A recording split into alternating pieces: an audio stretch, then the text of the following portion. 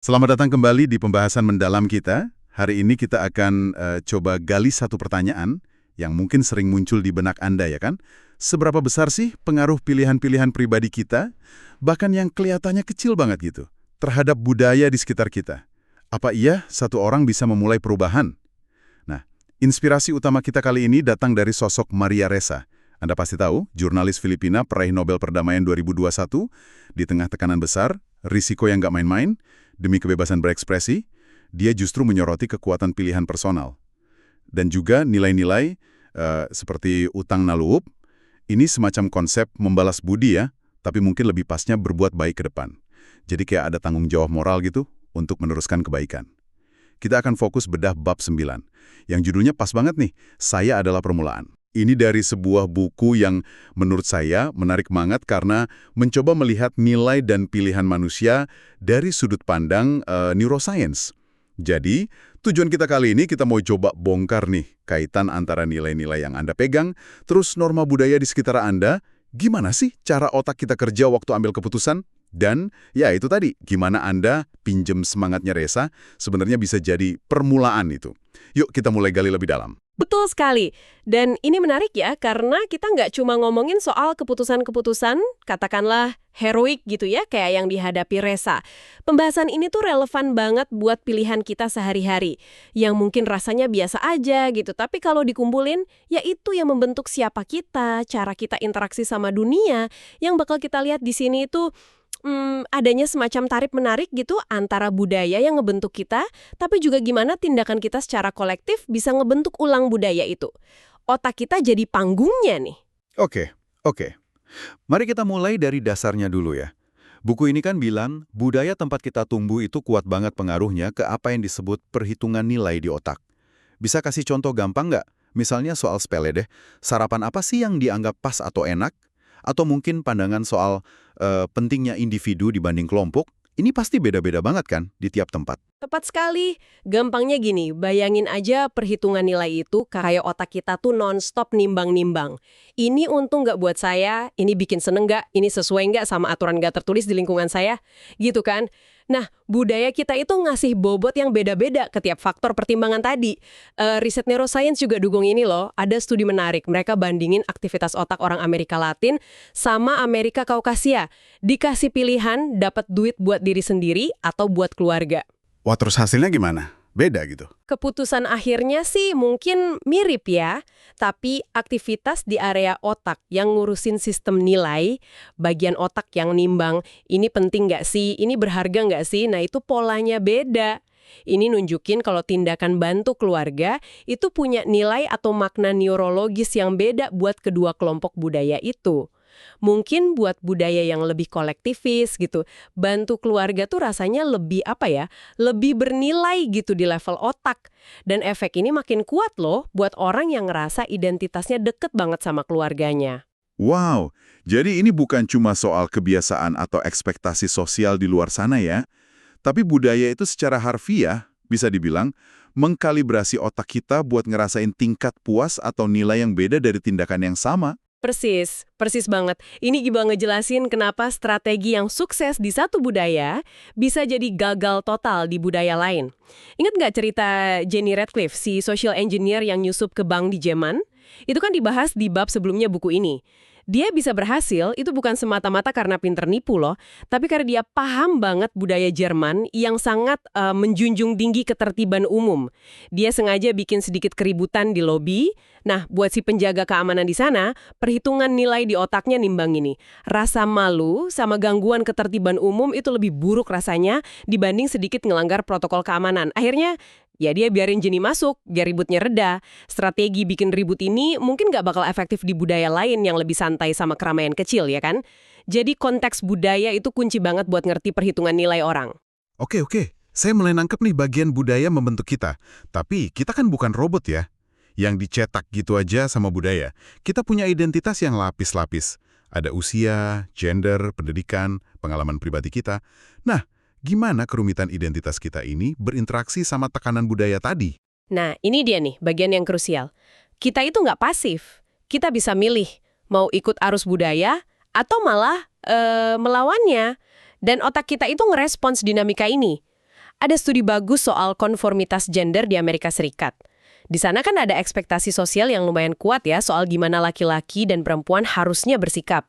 Studi ini secara khusus ngelihat otak perempuan yang cenderung lebih independen sama laki-laki yang lebih interdependen. Lebih fokus ke hubungan sosial gitu. Terus, apa yang terjadi waktu mereka, katakanlah, melawan ekspektasi gender itu? Hasilnya ini menarik banget dan mungkin agak kebalikan dari yang kita duga ya.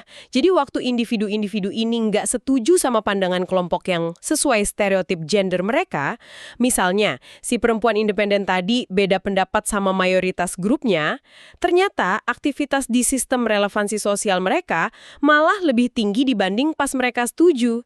Sistem relevansi sosial ini bisa kita bayangin kayak antena otak kita gitulah, yang peka sama kata orang gimana atau posisi saya di kelompok ini gimana. Aktivitas yang lebih tinggi ini seolah-olah nunjukin kalau buat mereka, tindakan menentang ekspektasi umum itu malah kerasa lebih bermakna, lebih relevan secara sosial. Mungkin kalau lebih pas sama identitas personal mereka yang kuat itu. Nah, ini dia. Jadi, bukan cuma soal budaya A atau identitas B gitu ya, tapi interaksi keduanya. Otak kita tuh nggak cuma ngasih nilai pas kita ikutin arus, tapi bisa juga ngasih reward atau makna khusus pas kita berani beda, tapi tetap jadi diri sendiri. Di sini dong berarti celah buat perubahan itu muncul. Di sini letak kekuatan saya adalah permulaan secara neurologisnya. Individu yang berani otentik ini bisa jadi pemicunya gitu. Tepat sekali, potensi perubahan itu ya ada di keberanian buat nggak sekedar ikut arus, yang didorong rasa otentik sama nilai pribadi. Meskipun ya, otak kita juga punya kecenderungan bawaan buat pengen sama kayak yang lain. Kalau gitu, kita balik lagi deh ke Maria Ressa. Dia kan sadar banget ya, keputusannya buat terus ngomong, walau berisiko. Itu bakal kayak batu dilempar ke kolam, bikin riak yang nyebar. Nah, buku ini nyebutnya efek teman dari teman dari teman. Gimana sih sebenarnya mekanisme penyebaran pengaruh ini kerja di skala sosial? Ada risetnya? Ada banget. Ada satu studi klasik yang kuat banget dari Betsy Paluck, dilakuinnya di 56 SMP di New Jersey. Ini contoh nyata banget gimana riak itu bisa diciptain. Mereka secara acak milih beberapa siswa disebutnya seed students atau siswa bibit gitu, terus dikasih pelatihan singkat. Tugasnya simpel aja, secara terbuka nunjukin sikap nentang perilaku nggak adil di sekolah, kayak bullying, rasisme, atau seksisme. Caranya bisa lewat poster, tagar di medsos sekolah, atau bahkan cuma pakai gelang warna tertentu sebagai simbol. Cuma gitu aja. Beberapa siswa nyuarain sikap mereka. Terus, apa dampaknya ke ratusan siswa lain di sekolah itu? Besar emang. Dampaknya luar biasa loh dan terukur. Di sekolah-sekolah yang ada siswa bibit ini, laporan soal konflik antar siswa itu turun hampir sepertiga dalam setahun, dibandingin sama sekolah kontrol yang nggak ada apa-apa. Nggak cuma itu, siswa-siswa di sekolah intervensi ini katanya jadi lebih sering ngobrolin cara-cara positif buat ngurangin konflik. Apalagi kalau mereka temenan langsung sama si siswa bibit tadi. Tapi yang mungkin paling bikin kaget itu perubahan persepsinya. Persepsi siswa tentang apa sih yang dianggap normal di sekolah mereka itu berubah drastis. Contohnya nih, sebelum intervensi, mungkin mereka ngerasa cuma dikit banget siswa yang berani nentang kalau ada yang lempar lelucon rasis. Nah, setelah intervensi, persepsinya geser. Mereka jadi ngerasa mayoritas, di studi itu sekitar 75%, itu nentang hal kayak gitu. Wah, ini bukti nyata banget ya. Jadi, tindakan konkret beberapa individu yang berani mulai, kayak yang Ressa gaungkan dengan Ako Angsimula, saya adalah permulaan, itu beneran bisa ngubah norma sama iklim sosial di sebuah komunitas. Ini artinya juga tindakan kita sehari-hari yang mungkin rasanya kecil, kayak milih buku cerita yang nggak stereotip buat anak, atau bahkan sekedar ngomongin alasan di balik pilihan kita, aku pilih bantu temanku yang lagi stres, soalnya buatku peduli itu penting banget. Itu semua bisa jadi bibit yang nanemin nilai dan pelan-pelan geser norma di lingkaran kita. Gitu ya? Sangat bisa, banget. Dan ada mekanisme otak yang jadi dasar kenapa pengaruh sosial ini kuat banget. Otak kita itu pada dasarnya nganggap keselarasan sama kelompok atau konformitas itu sendiri punya nilai. Studi dari Eric Nook sama Jamil Zaki nunjukin ini dengan jelas. Mereka nemuin aktivitas di ventral striatum, ini kayak pusat rasa senang atau reward center di otak lah ya, itu ningkat waktu preferensi makanan kita ternyata cocok sama orang lain. Kita bahkan punya kecenderungan buat sedikit ngubah preferensi kita biar lebih nyambung sama kelompok.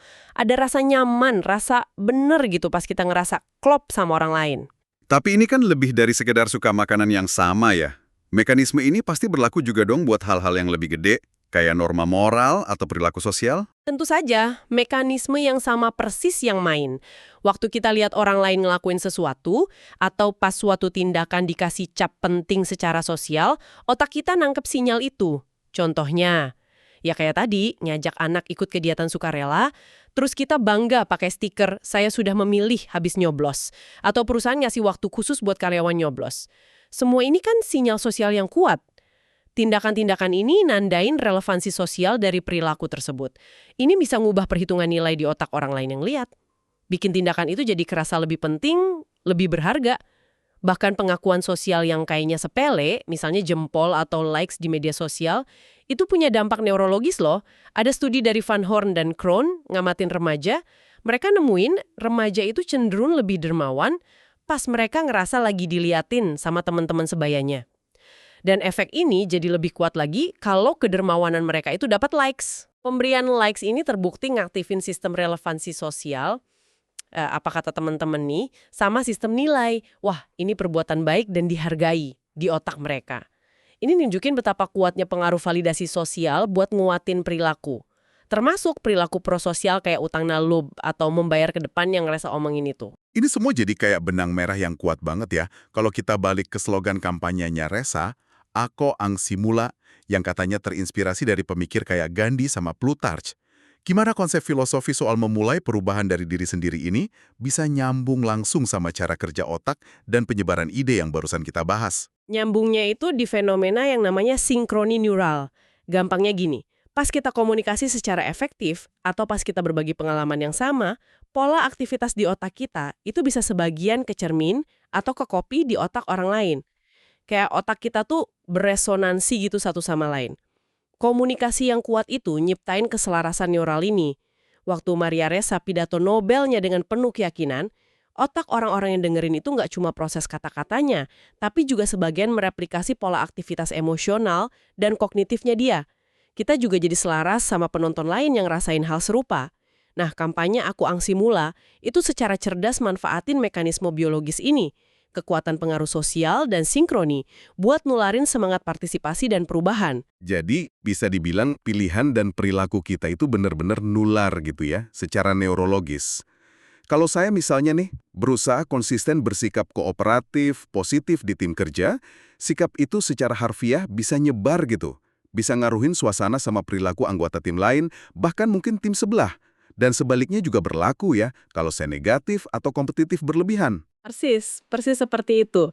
Ini kayak siklus umpan balik yang jalan terus. Pilihan kita ngaruhin orang lain, pilihan mereka ngaruhin orang lain lagi, dan balik lagi ngaruhin kita juga. Pas udah cukup banyak orang bikin pilihan tertentu, misalnya milih lebih peduli lingkungan, atau sebaliknya nyebarin ketakutan. Nah, norma sosial itu bisa geser secara signifikan. Tentu aja penularan ini bisa disalahgunain. Kita lihat kan contohnya di penyebaran hoax atau ujaran kebencian. Tapi kayak yang ditunjukin studi anak-anak New Jersey tadi atau perjuangan Maria Ressa, kekuatan yang sama persis bisa digunain buat kebaikan yang luar biasa. Kesadaran bahwa apa yang kita ekspresiin lewat kata dan tindakan itu nular, ini ngasih kita semacam tanggung jawab etis gitu ya. Kita jadi perlu lebih sadar, perilaku kayak apa sih yang mau kita kuatin di lingkungan kita dan mana yang mau kita lemahkan. Ini poin krusial banget sih, apalagi kalau dikaitin sama kekuasaan. Buku ini juga ngasih catatan penting kan, kalau mereka yang posisinya lebih berkuasa atau berpengaruh, seringkali malah kurang peka sama dampak tindakan mereka ke orang lain. Padahal, justru di posisi itu, kesadaran akan pengaruh dan kemauan buat dengerin, buat dukung komunitas jadi penting banget. Maria Ressa, meskipun resikonya gede banget, dia bertindak dengan kesadaran penuh. Kalau tindakannya bakal dilihat, bakal ditiru, bakal nginspirasi, dia kayak memikul tanggung jawab itu. Jadi, kalau kita coba tarik benang merahnya nih dari pembahasan bab 9 ini, kesimpulannya jadi makin jelas ya. Kita ini nggak hidup sendiri-sendiri, terisolasi gitu. Pilihan-pilihan kita, sekecil apapun itu, ternyata terjalin dalam jaringan budaya dan ngaruh ke orang lain, sadar atau nggak sadar. Ini terjadi lewat mekanisme rumit di otak kita yang terus-terusan ngitung nilai dan mantau relevansi sosial. Kisah dan semangat Maria Ressa jadi kayak jangkar yang kuat ya. Dia ngingetin kita soal kekuatan buat milih bertindak sesuai integritas, sesuai nilai-nilai inti kita, bahkan pas lagi susah. Semangat utang naluop, membayar ke depan, yang dia angkat itu bisa jadi energi kolektif yang dahsyat banget kalau kita hayati bareng-bareng. Dan slogan Aku Angsimula, saya adalah permulaan, ternyata bukan cuma kata-kata penyemangat biasa ya, tapi deskripsi akurat tentang gimana perubahan budaya itu beneran sering kali mulai dari percikan tindakan individu yang berani, terus nular deh. Memang begitu adanya. Sistem nilai sama relevansi sosial di otak kita itu luar biasa adaptif ya, sama lingkungan sosial dan budaya. Kita nyerap norma dari sekitar itu kayak spons aja. Tapi yang nggak kalah penting buat diingat, kita juga dikasih anugerah kapasitas kognitif buat ngarahin fokus perhatian kita secara sadar. Kita bisa milih nilai mana yang mau kita pupuk, yang mau kita perkuat dalam hidup kita. Kita bisa secara sengaja mutusin buat ngasih pengaruh ke lingkaran sosial kita, dimulai dari interaksi paling kecil. Ini adalah bentuk agensi, kemampuan buat bertindak dan bikin perbedaan yang kuat banget, yang akarnya ya di biologi kita sendiri. Dan penting juga buat nekenin lagi catatan soal kekuasaan tadi. Konsekuensi dari ngelawan arus norma itu kan nggak sama buat semua orang. Buat Anda yang mungkin punya kekuatan lebih, entah itu posisi, privilege, atau platform, ada tanggung jawab yang lebih besar buat sadar akan pengaruh Anda. Mungkin tanggung jawab itu bentuknya gunain suara Anda buat ngangkat suara mereka yang kurang kedengeran, atau secara aktif dukung perubahan positif yang dimulai orang lain, sekecil apapun itu. Jadi, apa dong artinya ini semua buat Anda yang lagi dengerin? Anggap aja ini kayak sebuah undangan ya. Undangan buat ngelihat lagi pilihan-pilihan Anda sehari-hari. Nggak peduli seberapa rutin atau kecil kelihatannya. Lihat itu sebagai sebuah kesempatan. Kesempatan buat jadi permulaan. Permulaan dari sesuatu yang baru, sesuatu yang mungkin sedikit lebih baik, lebih adil, lebih pas sama nilai-nilai yang Anda yakini paling dalam. Nah, sebagai penutup nih, coba deh kita bawa pulang pemikiran yang agak provokatif ini. Coba luangin waktu sebentar aja buat mikirin satu aja norma kecil di lingkungan terdekat Anda. Mungkin di keluarga, di tempat kerja, di komunitas online atau offline Anda. Satu norma yang Anda harap bisa berubah jadi lebih baik. Nah, berdasarkan apa yang kita obrolin hari ini, soal gimana pengaruh sosial itu bekerja, gimana otak ngitung nilai, gimana tindakan bisa nyebar kayak riak, tindakan konkret apa, sekecil apapun itu, yang bisa Anda mulai lakuin hari ini juga buat jadi percikan awal dari perubahan itu. Pilihan apa yang akan Anda buat untuk menjadi permulaan.